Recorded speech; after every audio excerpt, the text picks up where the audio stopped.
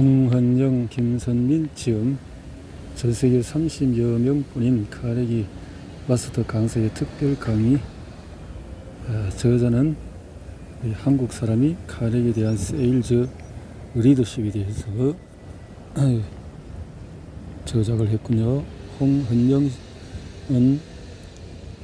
남편이자 여자분이군요. 그래서 누구의 남편의 홍조영은 홍헌영은 남자고 남편이자 홍민준, 홍민찬의 아빠이다. 홍조영은 누구야? 삼성생명 영업전략. 영업이 하다 보니까 이런 쪽에 눈이 뜨이겠네요. 김선민, 영업하고 강의하는 밀레니얼 데일리 카네기 코리아에서 솔루션 컨설턴트, 그래서 인간관계 비즈니스 스피치 이렇게 강의하고 있는 분인데, 그게 유명하지 않지만은 오히려 이런 분들이 더 알뜰하게 책을 보는 관점이 있을 수도 있겠다라는 생각이 들어집니다. 홍헌영, 김선민 지음, 사람을 통해서 결과를 만드는 카네기 리더십. 프롤로그에서 셀링 또 파트 첫 번째는 셀링 비전과 가치로 설득하라. 파트 2 애널라이즈. 세 번째 리딩, 진정한 팀을 리드하라. 이블리에이트, 측정 관리. 석세션. 이렇게 아마도 좀 이쪽으로 영업을 하게 되면서 이쪽으로 이런 책을 펴낸 것 같습니다.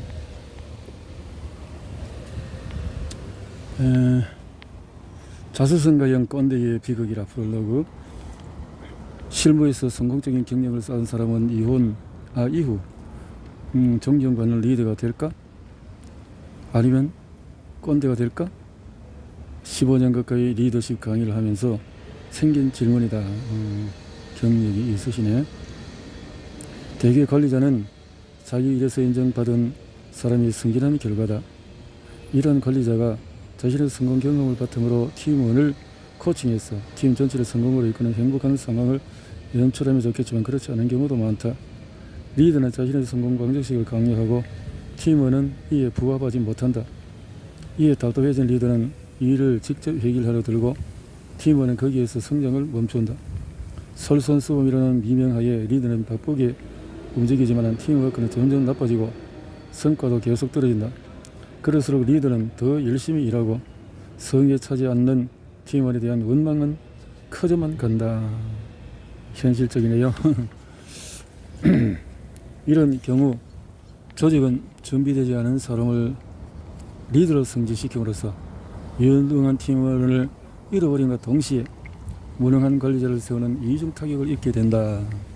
심지어 막상 관리자가 되어보니 이런저런 스트레스가 극심해서 다시 현장의 신호자로 돌아가고 싶어하는 관리자도 생긴다. 필자 역시 데일 카네기 트레이닝이라는 조직에서 영업 담당자로 성공 경험을 맛보았다. 데일 카네기 트레이닝은 인간관계론으로 유명한 동양의 데일 카네기가 설립한 세계적인 기업 교육 전문 기업이다. 전세계 85개국에서 100년 이상 교육 사업을 해오고 있는 이 기업의 일선에는 데일 카네기의 교육 솔루션을 영업하는 컨설턴트들이 있다. 필자는 2008년 컨설턴트로 입사하여 루키 클럽이라고 불리는 글로벌 카네기 신인상을 수상하고 2011년, 2012년 글로벌 카네기 세일즈 어워드 원어가 되어 난생 처음 미국 땅을 밟고 국제 컨벤션에서 메달을 목격하는 영광을 맛보게 됐다. 훌륭하신 업적을 만드셨네요. 결과로 2013년에는 국내의 데일 카네기 트레이닝 영업을 총괄하는 부서장으로 승진했지만 리더로서의 수많은 고충이 기다리고 있다는 것은 미처 깨닫지 못했다. 하지만 역시 길은 있었다.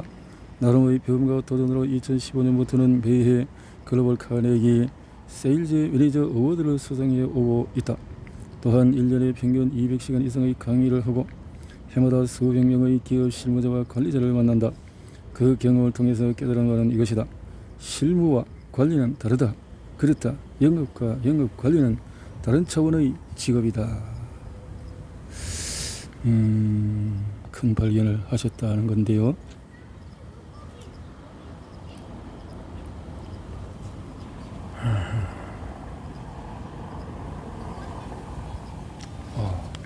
물속에 숭어들이 놀고 있네.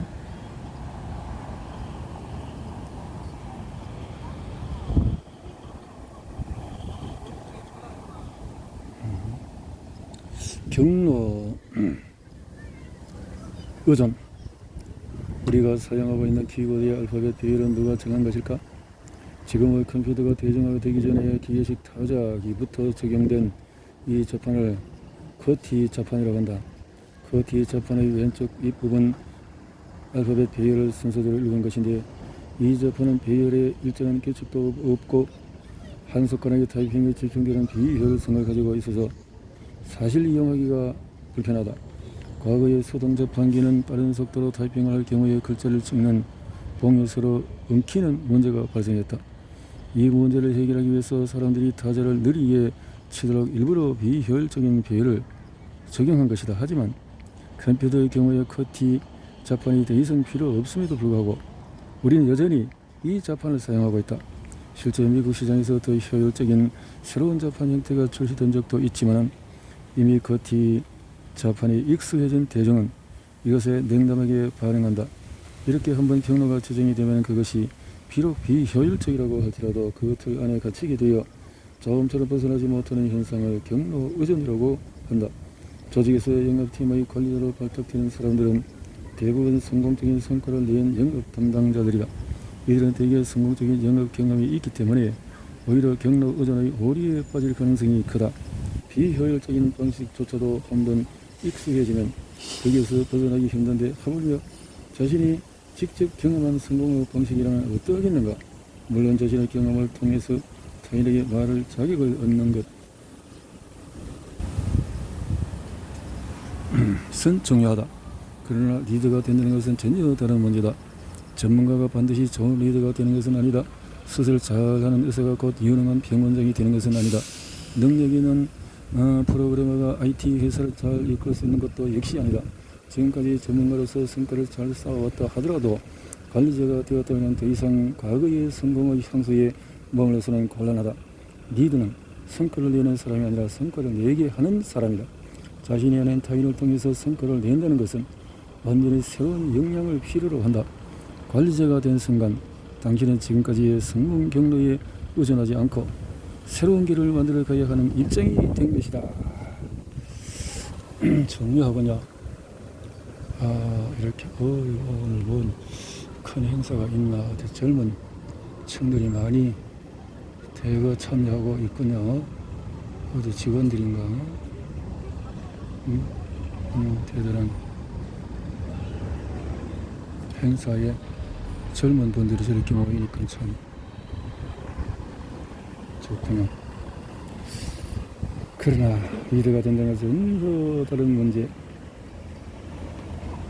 준비되지 않은 리더의 두 가지 위험한 생각. 내 핀으로 쓰기에는 크고 식탁고로 쓰기에는 작다. 한마디로 어중간하다는 뜻이다. 이 말이 누구에 대한 평가인지 짐작이 가는가? 바로 2002년 월드컵 4강 신화를 이룬 그것의 히딩크 감독이 선수 시절에 네덜란드 언론으로부터 받은 다소 박한 평이다. 하지만 역설적으로 그가 탁월한 선수가 아니었기 때문에 다양성과 균형감을 잃지 않고 팀을 잘 이끌 수 있었던 것은 아닐까? 영업 관리자는 자신이 아니라 팀원들을 영웅으로 만들어야 한다. 내가 전문가라는 착각은 사람의 마음을 폐쇄적으로 만든다. 자기 지식이 풍부하다고 느끼는 사람들은 자기와 생각이 다른 사람의 견해를 찾아보거나 그런 견해에 귀 기울이지 않게 된다. 시카고 로열라 대학교의 빅터 오타티의 교수의 말이다. 관리자가 되는 것은 새로운 직업을 가지는 것이라 해도 과정이 아니다. 비단 영업뿐만 아니라 다른 영업 영역에서 기존의 전문가적인 역량이 관리자로서의 성공을 보장해 주지는 않는다. 이렇게 새로운 역량이 필요할 때는 열린 마음과 배우려는 열망이 필수 요소이다. 그러나 아이러니하게도 영업 담당자의 성공적이었던 사람은 자신만의 성공 경험이 있고 이것에 대해서 늘 인정을 받아왔기 때문에 새로운 지식과 배움에 열린 마음을 가지기가 힘들다. 내가 해봐서 하는데 하는 생각이 오히려 성장을 방해할 수 있다는 것을 꼭 기억해야 한다. 또 하나의 위험한 생각은 자신이 속한 업종의 비즈니스적인 특수성을 지나치게 강조하는 것이다. 세상에는 많은 종류의 영역이 있다. IT, 제약, 기계, 장비, 기술, 디자인, 컨설팅, 솔루션 제공 등 영업 분야는 정말 다양하다. 필자도 강의를 직업으로 하고 또 교육 상품을 영업해 온 사람으로서 해당 업종만의 특수성을 모르는 바가 아니다. 그렇지만 오히려 영업 전문가들은 자기 업종의 특수성으로 인해서 외부의 지식과 정보에 닫혀있는 경향이 있다. 이 방식은 우리 업종에 맞지가 않아. 이 업계는 특수해서 기존의 이론들은 잘 맞지 않아 하는 생각을 가지기가 쉽다. 물론 그런 면이 없다고는 할 수가 없다. 그래서 우리에게 필요한 것이 비판적인 수용이다. 리더십에 있어서 검증된 방법론이 있다면 그것을 최대한 깊이 있게 학습하고 나의 상황에 맞게 응용해서 적용할 수 있는 능력을 키우는 자세가 필요하다. 사실상 관리자 대부분은 리더십을 체계적으로 배운 적이 없다. 그렇기에 학습의 열린 시각화 개념 잡힌 관점은 성공적인 영업 관리자가 되는 전제 조건이며 이 책이 그 토대를 튼튼히 하는 데 소중한 초석이 되기를 바란다. 서론 부분을 보니까 아주 나름대로 이 관리자 입장에서 한번 공부를 해보자. 리더는 자기 분야에서 최고가 되었던 사람만이 아니다. 그것을 히든크를 보라. 좋은 예인 것 같습니다. 영월 시대의 버추얼 리더십. 코로나19가 세상을 바꾸었다. 영업은 사람을 만나는 일인데 대면적 직업으로 있다는 것은 영업에 있어서 큰 도전이다. 이미 시작된 4차 산업혁명의 시대에 코로나19로 인한 비즈니스 환경 변화는 급속도로 조직의 커뮤니케이션 양상을 바꾸고 있다. 자녀들은 줌 클래스를 통해서 학교 수업을 한다. 어른들은 집에서 커피를 마시며 페이스타임으로 친구들과 모임을 한다. 직장인은 카페로 출근해서 노트북을 켜고 일을 하다가 MS 팀즈나 웹엑스로 화상회의를 하는 것이 일상이 되었다. 출근할 필요도 없다. 지금 어디에나 일하는 모든 도구가 갖춰져 있다. 사무실이 사라지는 것이 아니라 인터넷이 연결되는 모든 것이 업무 공간이 된 것이다. 홈오피스, 모바일 오피스를 통해서 몸은 떨어져 있지만은 가상의 세계에서 팀과 함께 일하고 있다. 이것이 버추얼 팀이다. 버추얼 팀이란 지역이 다른 사람들이 온라인으로 연결되어서 함께 일하는 조직을 말한다. 사실 이것은 코로나19로 인한 변화가 아니다. 이미 시작된 변화를 감염병이 더욱 가속화한 것일 뿐이다. 그리고 한번 이러한 환경에 적응했기 때문에 설사 감염병이 사라진다고 해도 다시 100% 예전의 근무 환경으로 돌아가지는 못할 것이다. 바이오로 뉴 노멀의 시대가 시작이 된 것이다. 또한 앞으로는 AI 인공지능이 발전해서 이 변화를 더욱 가속화할 것이다. 2019년 데일 카네기 트레이닝 자체 글로벌 리서치에 의하면 조사 대상자의 67%가 이미 AI가 자신의 근무 환경에 영향을 미치고 있다고 답했다. 그리고 이 변화의 폭은 더욱 커지고 있다. 영업 관리자도 이러한 변화에 익숙해져야 한다. 이제는 버추얼 팀으로 일하는 것의 장단점을 파악하고 그것을 어떻게 잘 활용하는가 하는 문제만 있을 뿐이다. 버추얼 팀의 장점은 첫째, 출퇴근 시간 등 불필요한 시간을 절감할 수 있다. 둘째, 업무 방해 요소가 적다. 셋째, 자유롭게 일할 수 있다. 버추얼 팀의 단점은 언제나 일해야 된다. 출퇴근이 없기 때문에 그렇게 볼 수도 있네요. 일과 휴식 사이의 경계가 명확치 않다. 셋째, 자유가 있다는 것은 책임도 크다는 말이다. MS 오피스 경험 조직화 설계팀의 알레스 올레책 부사장은 작업 항목, 기한 준수, 업무 협조 등에서 어떤 감소도 올 수 없었다면서 버추얼 팀으로도 얼마든지 생산성을 유지할 수 있다고 역설한다. 먼저 점심 식사로 인한 생산성 저하가 재택근무에서 나타나지 않았다. 오히려 회사에 출근할 때보다 생산성이 높았다. 필자 역시 대부분의 영업회의를 온라인으로 전환하였다. 1대1로 영업 담당자들과 화상 코치를 하고 MS 팀즈로 주간 미팅을 진행한다. 매일 아침 회사 메신저로 영업 본부원 전원이 일간 업무를 공유한다. 아직은 힘들지만 희망을 가져도 좋다고 믿고 변화에 적응하고 있다. 버추얼 팀의 장점을 극대화하고 단점을 최소화하면서 효과적으로 영업 조정을 이끌기 위해서는 5가지 성공 요인이 필요하다. 이렇게 해서 서론 부분에서 본론으로 넘어가는 이런 가운데 있군요. 자, 시대적인 흐름을 보면서